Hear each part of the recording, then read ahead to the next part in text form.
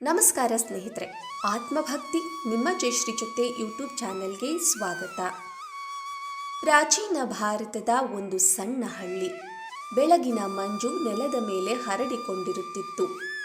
ಸಂಜೆ ಸೂರ್ಯನ ಕಿರಣಗಳು ಮಣ್ಣಿನ ಮನೆಗಳ ಮೇಲೆ ಬಂಗಾರದಂತೆ ಹೊಳೆಯುತ್ತಿತ್ತು. ಅಂತಹ ಹಳ್ಳಿಯಲ್ಲಿ ಒಬ್ಬ ಬಾಲಕ ತನ್ನ ತಾಯಿಯ ಜೊತೆ ಬದುಕುತ್ತಿದ್ದ. ಅವನ ಹೆಸರು ಸತ್ಯಕಾಮ ಜಾವಲ. ಅವನ ಜೀವನದಲ್ಲಿ ಐಶ್ವರ್ಯ ಇರಲಿಲ್ಲ, ಆದರೆ ಅವನ ಮನಸ್ಸಿನಲ್ಲಿ ಒಂದು ಅಪಾರವಾದ ಬಯಕೆ ಇತ್ತು. ನಾನು ಯಾರು, ಈ ಜೀವನದ ಸತ್ಯ ಏನು ಎಂದು ತಿಳಿದುಕೊಳ್ಳುವ ಹಂಬಲ. ಅವನ ತಾಯಿ ಜಾಬಲ ಅವನನ್ನು ತುಂಬ ಪ್ರೀತಿಯಿಂದ ಬೆಳೆಸ್ತಾ ಇದ್ಲು. ಆದರೆ ಅವಳ ಮನಸ್ಸಿನ ಆಳದಲ್ಲಿ ಒಂದು ಮೌನದ ನೋವಿತ್ತು. ಅದು ಅವಳು ಯಾರಿಗೂ ಹೇಳದ ಸತ್ಯವಾಗಿತ್ತು. ಒಂದು ಸಂಜೆ ಆಕಾಶ ಕೆಂಪು ಬಣ್ಣದಲ್ಲಿ ಹೊಳೆಯುತ್ತಿದ್ದಾಗ ಸತ್ಯಕಾಮ ತನ್ನ ತಾಯಿಯ ಬಳಿ ಬಂದು ಕುಳಿತನು. ಅವನು ನಿಧಾನವಾಗಿ, ಅಮ್ಮ, ನಾನು ಗುರುಕುಲಕ್ಕೆ ಹೋಗಬೇಕು, ಜ್ಞಾನವನ್ನು ಪಡೆಯಬೇಕು ಅಂತ ಹೇಳ್ತಾನೆ. ಜಾಬಲ ಅವನ ಮುಖವನ್ನ ನೋಡ್ತಾಳೆ. ಅವನ ಕಣ್ಣಲ್ಲಿ ಹೊಳೆಯುತ್ತಿದ್ದ ಆ ತೀವ್ರ ಆಸೆಯನ್ನೂ ಗಮನಿಸ್ತಾಳೆ. ಆದರೆ ಅಮ್ಮ, ಸತ್ಯಕಾಮ ಮುಂದುವರೆದು ಹೇಳ್ತಾನೆ, ಗುರುಗಳು ನನ್ನ ತಂದೆಯ ಹೆಸರು ಎಂದು ಕೇಳಿದರೆ ನಾನು ಏನು ಹೇಳಲಿ? ಈ ಪ್ರಶ್ನೆ ಕೇಳಿದ ತಕ್ಷಣ ಜಾವಳಳ ಹೃದಯದೊಳಗೆ ಒಂದು ಕಂಪನ. ಅವಳ ಕಣ್ಣುಗಳಲ್ಲಿ ಮೌನದ ನೋವು ಕಾಣಿಸಿಕೊಂಡಿತು. ಅವಳು ಕೆಲ ಕ್ಷಣ ಮೌನವಾಗಿದ್ದಳು. ಆಮೇಲೆ ನಿಧಾನವಾಗಿ ಆದರೆ ದೃಢವಾಗಿ ಹೇಳ್ತಾಳೆ, ಮಗನೇ, ನಾನು ನಿನಗೆ ಸುಳ್ಳು ಹೇಳಲಾರೆ. ನಾನು ಯುವಕಿಯಾಗಿದ್ದಾಗ ಹಲವು ಮನೆಗಳಲ್ಲಿ ಕೆಲಸ ಮಾಡ್ತಿದ್ದೆ. ಆ ಕಾಲದಲ್ಲಿ ನಿನ್ನ ತಂದೆ ಯಾರು ಎಂಬುದು ನನಗೆ ತಿಳಿಯಲಿಲ್ಲ. ಅವಳ ಧ್ವನಿ ನಡುಗುತ್ತಿತ್ತು. ಆದರೆ ಅವಳು ಮುಂದುವರೆದಳು, ನೀನು ನನ್ನ ಮಗ. ನನ್ನ ಹೆಸರು ಜಾಬಲ. ನಿನ್ನ ಹೆಸರು ಸತ್ಯಕಾಮ ಜಾಬಲ ಅಂತ ಹೇಳು ಅಂತ ಹೇಳ್ತಾಳೆ. ಈ ಮಾತು ಕೇಳಿದಾಗ ಸತ್ಯಕಾಮನೊಳಗೆ ಒಂದು ಮೌನದ ಅಲೆ ಎದ್ದಿತು.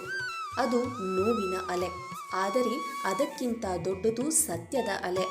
ಅವನು ತಲೆ ಎತ್ತಿ ಶಾಂತವಾಗಿ ಹೇಳ್ತಾನೆ, ಅಮ್ಮ, ಸತ್ಯವೇ ಸಾಕು, ನಾನು ಅದನ್ನೇ ಹೇಳುತ್ತೇನೆ.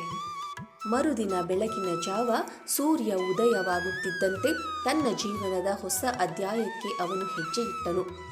ಹಳ್ಳಿಯನ್ನ ದಾಟಿ, ಕಾಡು ದಾಟಿ ದಿನಗಳ ಪ್ರಯಾಣದ ನಂತರ ಅವನು ಮಹಾನ್ ಋಷಿಯಾದ ಗೌತಮ ಋಷಿಯವರ ಆಶ್ರಮವನ್ನು ತಲುಪ್ತಾನೆ. ಆಶ್ರಮದಲ್ಲಿ ಶಾಂತಿ, ವಿದ್ಯಾರ್ಥಿಗಳ ಜಪಧ್ವನಿ, ಯಜ್ಞದ ಹೊಗೆ. ಅಲ್ಲಿ ಪ್ರತಿಯೊಬ್ಬ ವಿದ್ಯಾರ್ಥಿಗೂ ಒಂದು ಹೆಸರು, ಒಂದು ಗೋತ್ರ, ಒಂದು ಗುರುತು.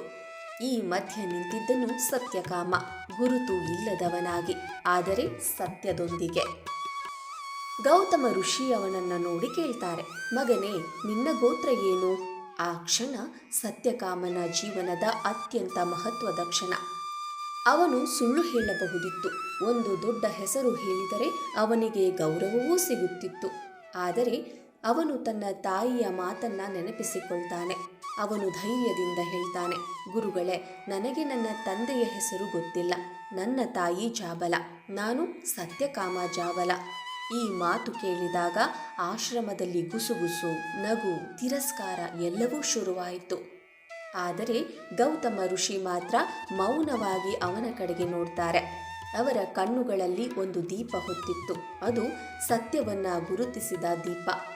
ಅವರು ನಿಧಾನವಾಗಿ ಹೇಳ್ತಾರೆ, ಮಗನೇ, ಇಷ್ಟು ನಿಷ್ಕಪಟವಾಗಿ ಸತ್ಯ ಹೇಳುವವನು ನಿಜವಾದ ಬ್ರಾಹ್ಮಣ, ಹುಟ್ಟಿನಿಂದ ಅಲ್ಲ, ಆದರೆ ಸತ್ಯದಿಂದ. ಆ ಕ್ಷಣ ಸತ್ಯಕಾಮನ ಜೀವನದಲ್ಲಿ ಒಂದು ಹೊಸ ಬೆಳಕು ಹೊತ್ತಿತು. ಅವನು ಸಮಾಜದಿಂದ ಗೌರವವನ್ನ ಪಡೆದ, ಕೇವಲ ಸತ್ಯದ ಮೂಲಕ. ನಂತರ ಗೌತಮ ಋಷಿಗಳು ಅವನಿಗೆ 400 ಹಸುಗಳನ್ನು ನೀಡಿ ಹೇಳ್ತಾರೆ, ಇವುಗಳನ್ನ ಕಾಡಿಗೆ ಕರೆದೊಯ್ಯಿ, ಇವು 1000ವಾದಾಗ ಮಾತ್ರ ಹಿಂತಿರುಗು ಅಂತ ಹೇಳ್ತಾರೆ. ಇದು ಕೇವಲ ಕೆಲಸವಲ್ಲ, ಇದು ಒಂದು ಆಂತರಿಕ ಪ್ರಯಾಣ. ವರ್ಷಗಳು ಕಳೆಯುತ್ತವೆ. ಕಾಡಿನ ಮೌನದಲ್ಲಿ, ನಕ್ಷತ್ರಗಳ ಕೆಳಗೆ, ಮಳೆ, ಗಾಳಿ, ಬಿಸಿಲಿನ ನಡುವೆ ಸತ್ಯಕಾಮ ನಿಧಾನವಾಗಿ ಒಳಗಿನಿಂದ ಬೆಳೆಯುತ್ತಾನೆ. ಒಂದು ರಾತ್ರಿ ಅಗ್ನಿ ಹೊತ್ತಿ ಉರಿಯುತ್ತಿತ್ತು. ಅದರಿಂದ ಅವನಿಗೆ ಒಂದು ಸಂದೇಶ ಸಿಕ್ಕಂತಾಯಿತು. ಸತ್ಯದಲ್ಲಿ ನಿಂತವನು ಎಂದಿಗೂ ಕತ್ತಲಲ್ಲಿ ಕಳೆದು ಹೋಗುವುದಿಲ್ಲ. ಗಾಳಿ ಅವನ ಕಿವಿಗೆ ಹೀಗೆ ಹೇಳಿದಂತೆ ಅನುಭವವಾಯಿತು.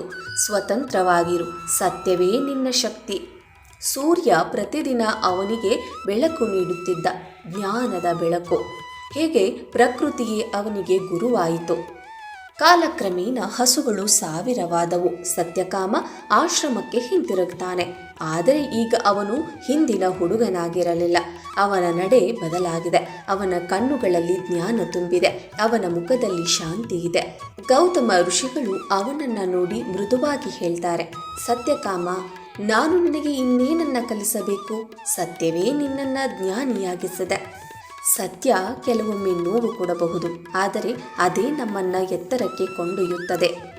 ಹುಟ್ಟಿನಿಂದ ಯಾರೂ ಮಹಾನ್ ಆಗುವುದಿಲ್ಲ. ಸತ್ಯ ಮತ್ತು ನಿಷ್ಠೆಯಿಂದ ಮಾತ್ರ ಒಬ್ಬರು ಮಹಾನ್ ಆಗುತ್ತಾರೆ. ಆ ದಿನ ಒಬ್ಬ ಬಾಲಕ ಮಾತ್ರ ಜ್ಞಾನಿಯಾಗಲಿಲ್ಲ. ಒಂದು ಸತ್ಯ ಲೋಕದ ಮುಂದೆ ಗೆದ್ದಿತ್ತು. ಗೌತಮ ಋಷಿ ಹೇಳಿದ ಆ ಮಾತು ಇಂದಿಗೂ ನಮಗೆ ದಾರಿ ತೋರಿಸುತ್ತದೆ. ಹುಟ್ಟಿನಿಂದ ಯಾರೂ ದೊಡ್ಡವರಾಗುವುದಿಲ್ಲ. ಸತ್ಯದಿಂದಲೇ ಒಬ್ಬನು ಮಹಾನ್ ಆಗುತ್ತಾನೆ. ಹೀಗಾದರೆ ನೀವು ಯಾವ ದಾರಿಯನ್ನು ಆಯ್ಕೆ ಮಾಡ್ತೀರಾ? ಸುಳ್ಳಿನ ಸುಲಭದ ದಾರಿಯ ಅಥವಾ ಸತ್ಯದ ಸವಾಲಿನ ದಾರಿಯ?